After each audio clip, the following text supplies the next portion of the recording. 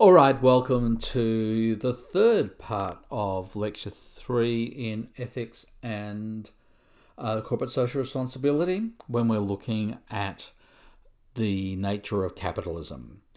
In this part, we're going to look at Objective 5 and 6, understanding the key features and criticisms of socialism, and understanding some of the key contemporary socio-economic challenges facing Western capitalist society.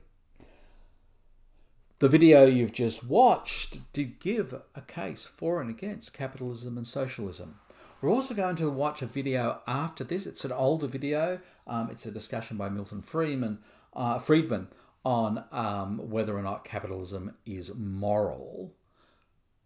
As part of your activities for next week, I would like you also to look at some of the contemporary challenges and come along with some examples of contemporary challenges, as well as dealing with the two videos that we're dealing with next week, which is the mini debate on child labour.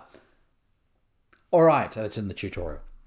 So, understand the key features and criticisms of socialism as an economic system. So again, we're going to start by looking at a little bit of the historical background. Socialism's roots were found in industrialization in Europe. It's very important that we distinguish socialism and democratic socialism from other socialist or other systems that purport to be socialism. So we've had lots of pro-socialist movements that emerged in rural and urban contexts to act as a barrier to deal with the changes that were occurring in industrialization. In the early 20th century and more broadly, since then, socialist parties and governments have come to the fore in the political system, and socialist cooperatives still operate in Europe, in the US, in Australia, and in South America. A socialist cooperative is an industry or organisation or a company that is owned by the people who work at that company. Now, let me take that a little bit more broadly than just the people that work at that company. Co-ops, like cannery co-ops, for example, in different parts of the world, co-ops that take agricultural product and convert it into something for consumers, like milk co-ops, cannery co-ops, distribution co-ops, are in fact technically socialist cooperatives. But there are also socialist cooperatives that are really completely across all members of a particular region or a particular industry or a particular society. Democratic socialism, and we've had Labor governments that are democratic socialist. The Tony Blair government is democratic socialist. Even you could argue that the Christian Democrats which are part of the government in Germany are democratic socialists. There's a whole range of democratic socialists that have socialist principles underlying their political position. There are also totalitarian socialism, which is the dysfunctional form of socialism that is often criticised in the media, such as Venezuela currently. Now, so we need to consider, just as there's a range of pure capitalism to mixed economies, there's also socialism through democratic socialism to mixed economies. One's an economic system, one's a political system. The key features of socialism are communal ownership of production. Ownership of productions and the means that are placed in the community's hands, normally through government, but it can be through associations, but it's normally through government. So government owns the production. Centralised planning of production and distribution and pricing occurs based on community needs, and crucial economic decisions are made by the government. The key criticisms of socialism are, and I've just put the slide in the wrong place there, the key criticisms of socialism are the size of the bureaucracy that's needed to operate socialism. So you end up with this overhead of the government, of bureaucrats in the government, that act as a barrier to efficiency and can also lead to the same type of oligopolies that occur as the criticism of capitalism. The amount of information that's required on individuals, on society, on production, on processes, that becomes almost unmanageable to be centrally planned. There are individual disincentives to do more work to get more reward. But that criticism is only relevant to some socialist systems, not to all, because there are socialist systems where individuals do get rewarded more. And there are socialist systems that have aspects of a market economy. Vietnam to China are examples of countries that have a form of socialism that's embraced a market economy and individual incentives. And also alienation. Just as in capitalism, some forms of socialism alienate workers because it creates, in a political setting, an elite that enjoy the benefits of society.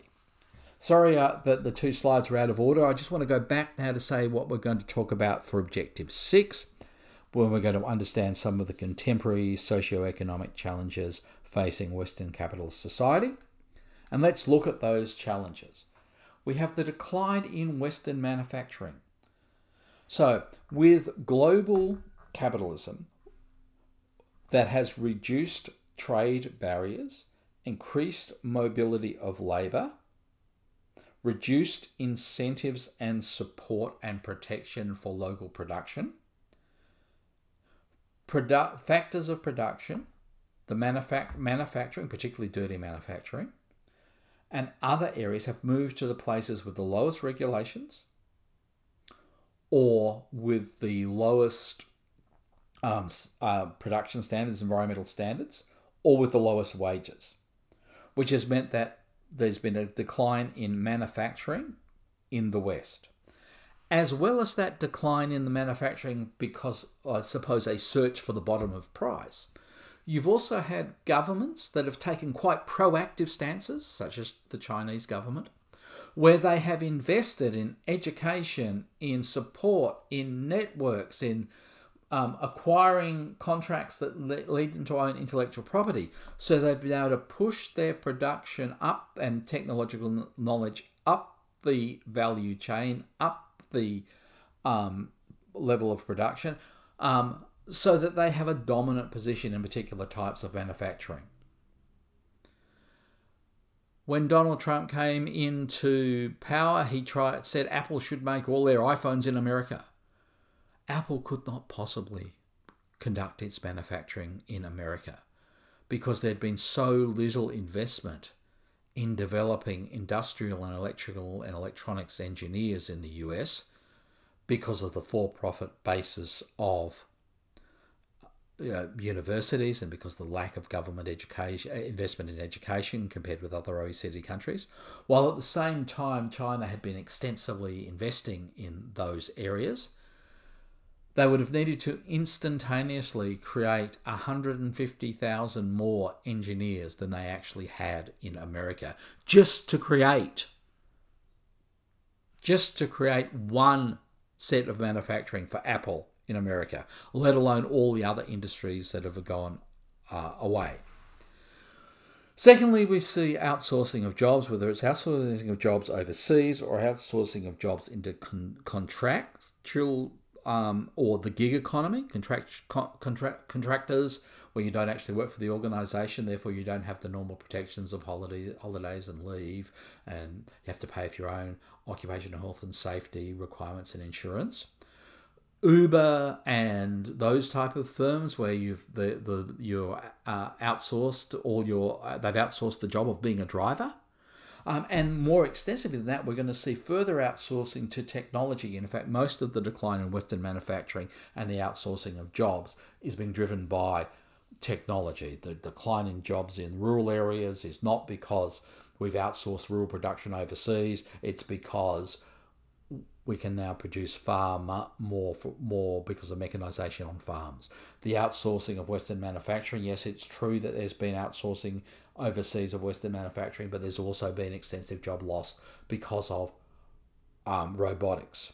There's also been a change in the nature of the jobs in manufacturing. When I was growing up, people who didn't do well in year 10 often left school. They went into an unskilled or semi-skilled job. Say they were a fitter and turner, a person working on a production line, assembling and manufacturing things as a fitter and turner, which is now been broadbanded into being a metal worker's role. Those roles required year 10, though by the time I was graduating, they required that you at least got year 11 or possibly in year 12. So you completed high school. Now, to take the same job, you need to be able to program a CNC machine. You need at least 2 years of post-secondary study to take entry-level jobs in manufacturing. And that's the lowest level entry-level job. And even people with that set of qualifications that they gained, say, 10 or 15 years ago, and as you know, obviously I finished high school a lot longer than 10 or 15 years ago, can't enter those type of jobs because of the change of the nature of the jobs. They've lost the skills. We see Western trade deficits, though Australia has a surplus with China. It has deficits with other countries. Most countries have trade deficits. Those trade deficits are transferred into a negative in political sense. So there's attempts to reduce them by protectionism, by trade barriers, by reintroduction of tariffs. And we're seeing changing attitudes to work. Australians work more than almost any other OECD country as far as the number of hours. The average hour an Australian worker works is over 50. Many people don't see the benefit of working longer hours.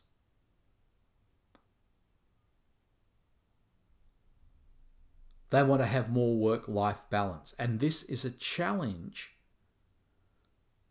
to capitalism. As well as that, we've got issues related to the nature of the fragmentation of jobs, so people have to have multiple jobs to gain a single income. This is particularly in the case in the US, but is more broadly across Western areas. So in summary, let's quickly just re-summarise those 4 areas. Australian companies have conceded manufacturing to foreign competitors. Australians now import many of their products. Australian manufacturing roles have changed. They now perform other profit-making functions, marketing, distribution, R&D, design, but they lack a production base. They may in fact develop the products, but the product or service is exploited by and operated in foreign or an online manner using technology. Blue and white club jobs are outsourced and being replaced by technology, and that even though you get lower prices and that creates more access to goods and services, and it mainly increases shareholder wealth, and many of the new jobs that are created do not pay as well as the old jobs that existed, or they require a separate set of skills. So you get this short-term friction of people being unemployed, or you get underemployed and having the right skill set, or you get a longer-term friction of people being unable to be retrained. Trade deficits means that these imbalances can cause economic pain, sometimes because of political reasons, with quality jobs being outsourced and new jobs not arriving. And finally, changing attitudes towards work, value and role of work in people's lives, the shift away from the work ethic, the belief that if you work hard, you'll do well, less optimism about the future, loyalty of employers to employers is declining, in part because loyalty by employers has declined. Employers expect people to be loyal, but offer people casual and part-time positions. And then there's the question of work-life balance. So we've talked about all those things. I want you to watch the Friedman video as a wrap-up. And if we look at what we've done in today's core unit, we've basically covered all 6 of those objectives. We've defined capitalism and identified the 4 features. We've looked at the moral justifications of capitalism. We've looked at the different perspectives on economic distribution. We've looked at theoretical and operational criticisms of capitalism. We've discussed some of the key features of socialism as an alternate system to capitalism, and we've talked about some of the contemporary challenges facing Western capitalism. We're going to look at, in the tutorial, some additional videos that are used as mini cases. One is a case, one is a debate next week, to expand and apply the theories that we've discussed today. That's in next week's tutorial. The tutorial is the week after the lecture. I'll see you this week in this week's tutorial.